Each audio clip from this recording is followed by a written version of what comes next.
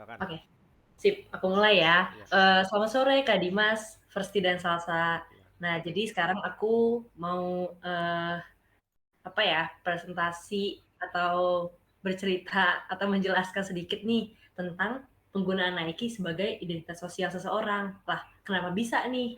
Nah, jadi next ya. Sebelumnya, eh kita harus tahu dulu nih Nike itu apa sih. Tapi pasti kalian semua udah tahu kan. Nah, Nike adalah salah satu perusahaan sepatu, pakaian dan alat-alat olahraga asal Amerika Serikat yang berdiri pada tahun 1964.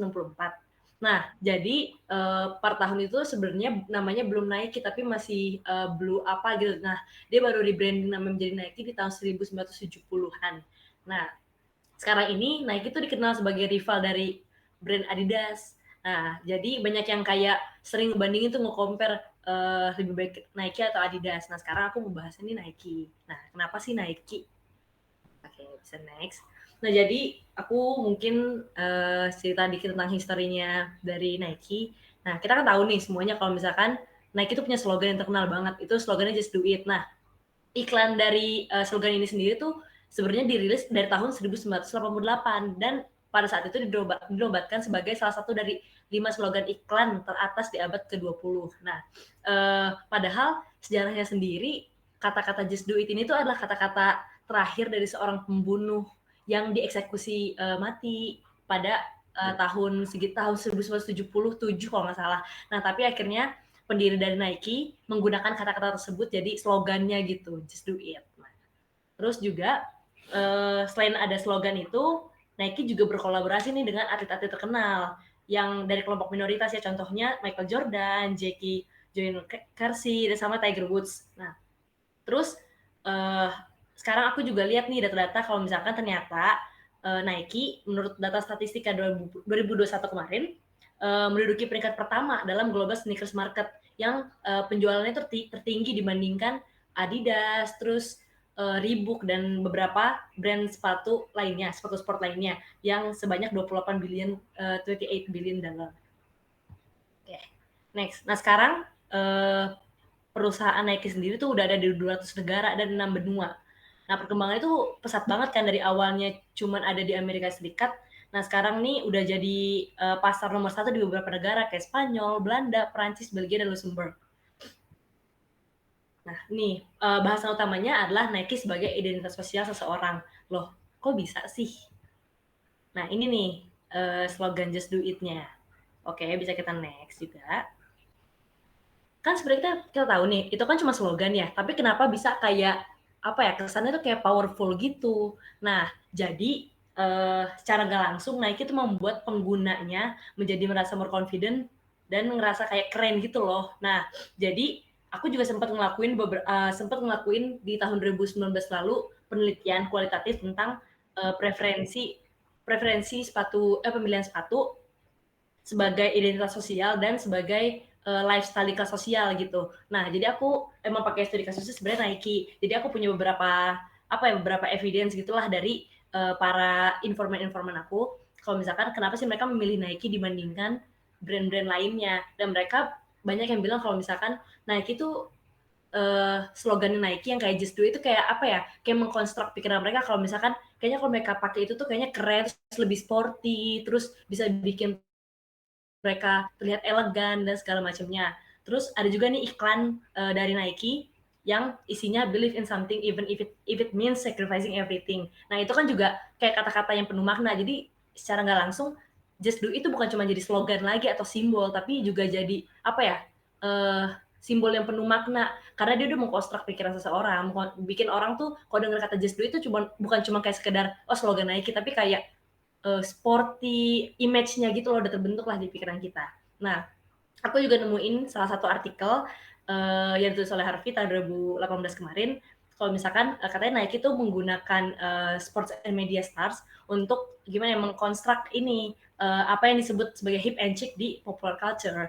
Nah, ini juga mendukung hal yang tadi ya yang aku bilang kalau misalkan para pengguna Nike ini merasa dirinya jadi lebih percaya diri sama lebih keren gitu kalau menggunakan sepatu Nike. Oke, nah ini aku ada juga pembahasan dari Baudrillard, dia itu sosiolog. Nah, sosiolog ini dia emang terkenal dengan teorinya The Consumer Society. Nah, katanya, bukan katanya, tapi aku mengutip, kan mengutip, lebih apa ya, Mas, menganalisis kalau misalkan Nike itu cenderung membuat brandnya terkesan eksklusif dan sering dikaitkan dengan kelas sosial atas. Nah, kita kan tahu kalau misalkan sekarang tuh barang-barang branded tuh uh, sering banget dikaitkan dengan kelas sosial ya. Kayak brand tertentu dikaitkan dengan kelas sosial tertentu. Kayak misalkan contohnya HP juga gitu. Kita juga bisa melihat kalau misalkan orang yang menggunakan Android sama Apple tuh kayak udah beda aja, kayak secara nggak langsung kita ada sisi judging-nya gitu. Kalau misalkan orang dia pakai Apple, kita bakal kayak oh dia pasti minimal menengah ke atas gitu. Kalau misalkan nggak pakai Apple kayak oh ya udah menengah aja gitu, menengah ke bawah bisa gitu kan. Maksudnya itu kayak secara nggak langsung gitu udah jadi konstruksi sosialnya. Nah, Nike pun juga begitu di kalangan sepatu atau alat-alat olahraga.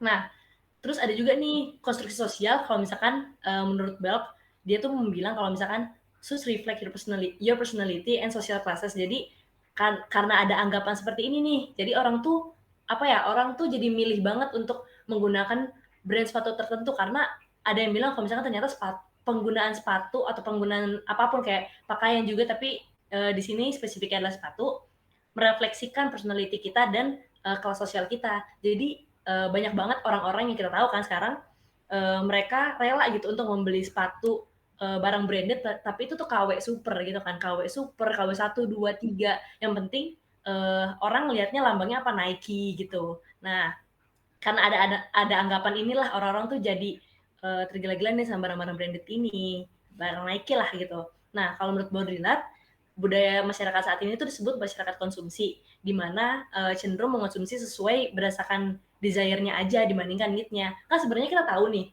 fungsi sepatu kan ya untuk melindungi kaki ya dari uh, ya segala hal-hal yang ada di tanah gitu karena kita kan berjalan menggunakan sepatu. Sebenarnya fungsinya kan hanya sekedar itu. Jadi kalau misalkan emang kita membeli sesuatu hal hanya berdasarkan fungsinya, seharusnya kita nggak terlalu melihat brand-brandnya kan. Kayak ya udah sebenarnya sepatu apapun asalkan memang nyaman dipakai, ya udah fungsinya sama semua. Tapi karena sekarang ini kata Baudrillard adalah masyarakat konsumsi, jadi tuh orang lebih mengonsumsi nilai tandanya, jadi mereknya gitulah. Jadi yang lebih branded orang tuh lebih mengincar hal-hal itu dibanding fungsi. Jadi paling fungsi semua sama harusnya, tapi karena adanya klasifikasi merek inilah jadinya ada kesenjangan gitu, ada ketidaksetaraan di mana banyak juga orang yang sebenarnya dia nggak mampu tapi dia termotivasi untuk melakukan hal apapun deh agar bisa kesannya diterima sebagai di sosial dengan identitas sosial tersebut. Kayak dia pengen diakui gitu di masyarakat kalau misalkan dia di kelas sosial tertentu. Kayak dia menggunakan Nike walaupun untuk KW dan segala macam. Untuk apa? Untuk bisa dilihat dia dari elite class gitu, dari kelas sosial atas. Nah, oke. Okay. Nah, ini aku juga punya 2 contoh kasus. Ini Nike kan cukup kontroversial banget ya. Nah, ini nih ada 2 sepatu dari Nike yang kontroversial banget menurut aku. Yang pertama ada Jesus Shoes, yang kedua ada Satan Shoes. Kayak ini ya kontra gitu. Nah, tentunya banget dari namanya aja, dari namanya terus dari desainnya ini apa ya?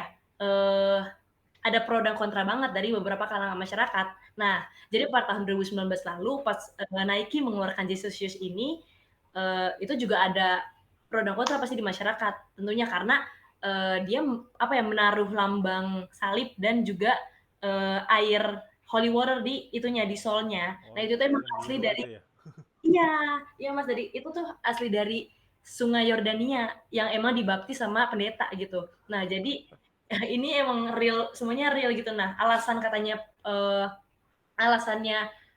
Nike menciptakan sepatu ini karena mereka pengen buat suatu terobosan gitu, kayak terobosan di mana kan biasanya Nike desainnya oke inovatif dan trendy, tapi gimana kalau kita memasukkan suatu elemen yang unik yang nggak pernah orang kepikiran gitu. Gimana kalau kita naruh elemen agama di sini gitu kan. Nah, dia naruh akhirnya lambang salib di sini. Nah, jadi kesannya kita bisa berjalan bersama Tuhan gitu loh, Iya. walk with God gitu.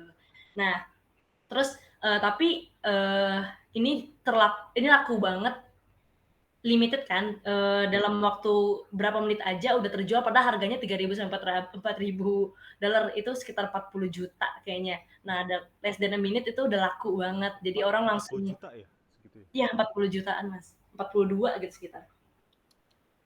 Itu langsung laku, limited kan emang.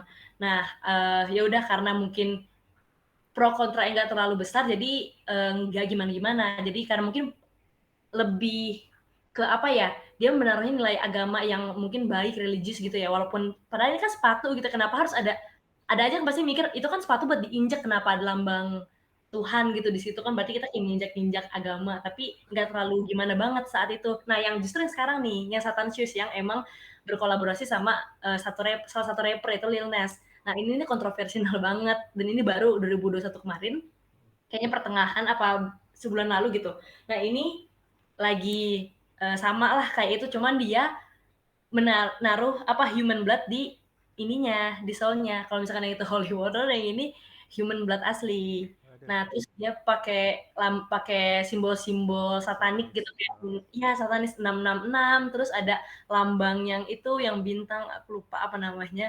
Sama pakai ayat. Nah, ayat itu sesuai dengan video klipnya Lil Nas. Jadi kayak tentang eh, Tuhan yang melihat Satan turun dari langit gitu, dari surga, semacamnya lah gitu. Nah, ini juga sama, terjualnya dalam hitungan menit, bahkan hitungan kurang dari semenit tuh udah terjual.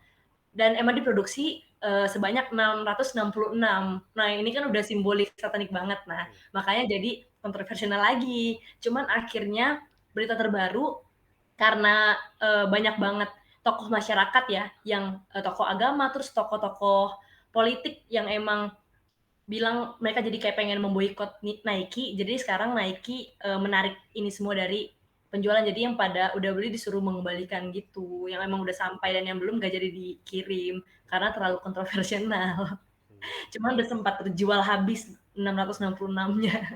Ya itu, oh, 6 per 66 itu maksudnya ini ya apa? Nomor apa maksudnya Iya, kode heeh. sepatunya gitu. Nomor satunya iya Mas. Jadi ada dia yang keberapa gitu. Iya. Emang banget.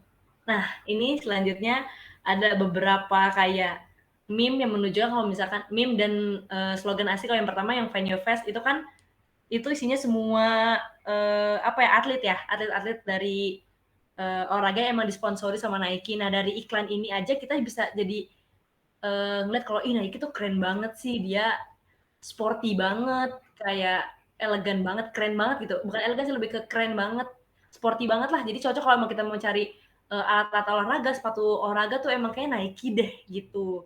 Nah, terus ini yang tadi ada yang bikin meme-nya jadi Hitler. Iya. Harusnya kan bukan Hitler tapi dibikin meme. Nah, terus itu yang tadi yang Jesus Shoes di Twitter aku lihat, sama ada orang yang uh, menaruh apa ya, membuat opini, semacam opini di Medium tentang what makes Nike the best sports brand ever. Nah, jadi aku juga baca itu dia personal opinionnya dia, katanya kenapa dia lebih memilih Nike dan merasa Nike itu jauh lebih baik dibanding brand-brand lainnya. Bahkan dia menyebutkan kayak misalkan Adidas yang emang rival banget gitu ya.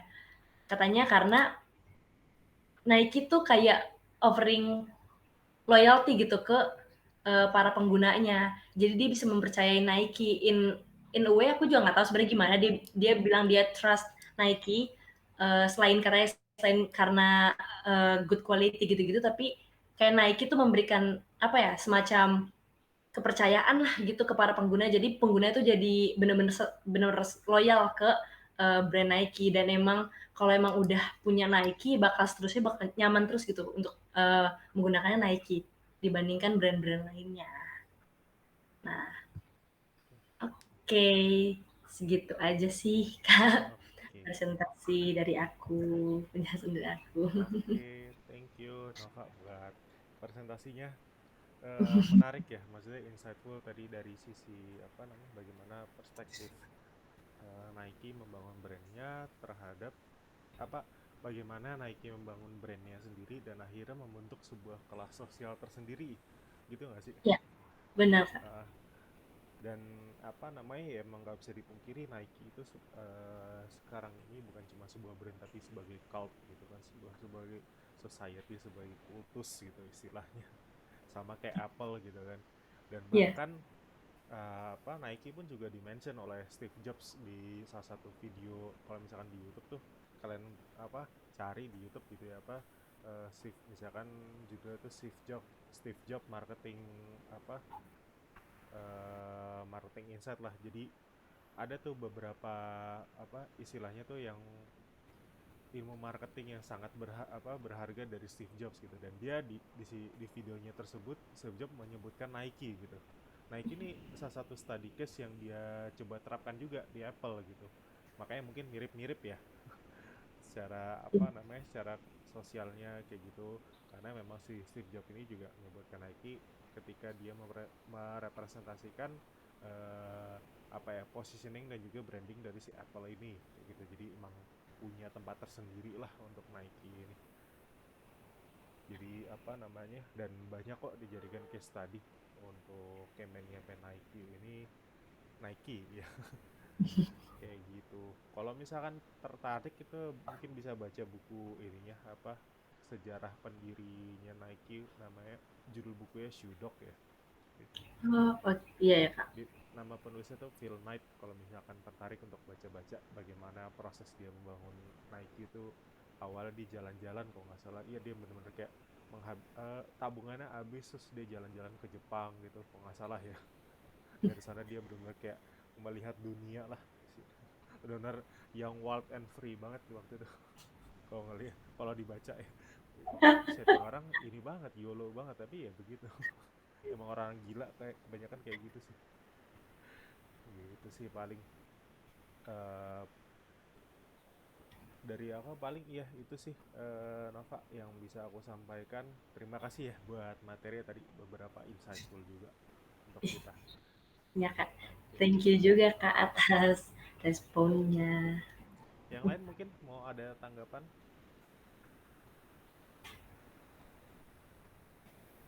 Mungkin kalau dari aku sahabat tadi, iya makasih buat presentasinya hari ini Nova. Menarik juga sih dan emang bener sih yang tadi dibilang kayak kalau dibilang Nike secara kualitas paling bagus juga belum tentu gitu ya. Kalau benar-benar secara kualitas tadi yang dibilang apa lebih ke need-nya aja dari sisi need-nya aja gitu. Tapi emang mereka untuk ngebangun brandingnya dan kayak si apa tadi slogan Just Do It-nya itu juga menurut aku itu slogan yang mungkin salah satu best slogan from a brand gitu ya karena sangat versatile bisa dipakai dalam bentuk apapun dan bisa di apa ya kayaknya siapapun tuh bisa menginterpret slogan itu untuk diri mereka jadi yang tadi mungkin dibilang orang-orang bisa lebih relate dengan mudah dan trust Nike gitu sama mungkin yang tadi aku ingat yang apa Satan shoes itu ya, kalau nggak salah tuh setahu aku, itu tuh bukan Nike yang bikin. Jadi Ya. si Lil Nas itu apa ya, kayak work with someone yang terus mereka bikin sepatu Nike jadi kayak gitu dan Nike ternyata malah nge-lawsuit apa nge-sue the company kan. Jadi kayak itu juga menarik sih yang kayak orang-orang mungkin ngeliatnya kayak ih Nike parah banget gitu padahal itu saking apa ya itu udah merek Nike banget dan emang orang itu kan pasti bawa-bawa Nike-nya ya walaupun sebenarnya yang bikin bukan Nike gitu jadi ya menarik sih. Mungkin dari aku itu aja. Makasih Nova. Ya, thank you Thank Nova. you, Salsa. Iya, itu yang bikin company-nya MSCH itu ya? Iya, apa lupa. Iya, katanya dia kolaborasi sama Lil Nas dan emang katanya sebenarnya Nike tuh eh nggak menyetujui awalnya pas mau membuat ini, tapi akhirnya dibuat juga kan. Makanya sekarang Nike menggugat lah dan akhirnya Nike menang. Cuman karena emang itu serinya Nike, jadi orang yang di Twitter di mana-mana lah pokoknya pada ngerennya ke Nike gitu, pada ngomelnya ke Nike, ngeboikot Nike gitu kesannya. Thank you Salsa. Ada lagi? Pasti mungkin ada yang mau nambahin atau menanggapi. Ya, kalau dari aku sebagai salah satu sneaker addict dan juga suka Nike, aku tuh selalu amazed banget sih sama advertisingnya Nike. Kayak pasti campaign-nya tuh selalu apa ya, selalu keren dan emang bikin menarik perhatian orang banyak gitu. Terus juga setuju sama kata-kata Nova, kalau Nike ini bisa dibilang sebagai salah satu brand yang udah jadi lifestyle ya kalau bisa dibilang, karena apa-apa tuh Nike, sepatu tuh harus Nike, kalau nggak Nike nggak keren gitu kan. Sama kayak HP Apple juga. Jadi, kenapa Kak? Sorry. Enggak, aku nggak ngomong. Oh, dikirain ngomong. Enggak ngomong. Aku pikir ngomong. Oke. Iya pokoknya thank you so much udah presentasi kali ini karena sangat insightful. Good job. Oke, thank you. Thank you all. Oke, ya udah kalau gitu. Kalau misalkan nggak ada ya apa, ya udah kita akhiri saja ya untuk sesi kali ini.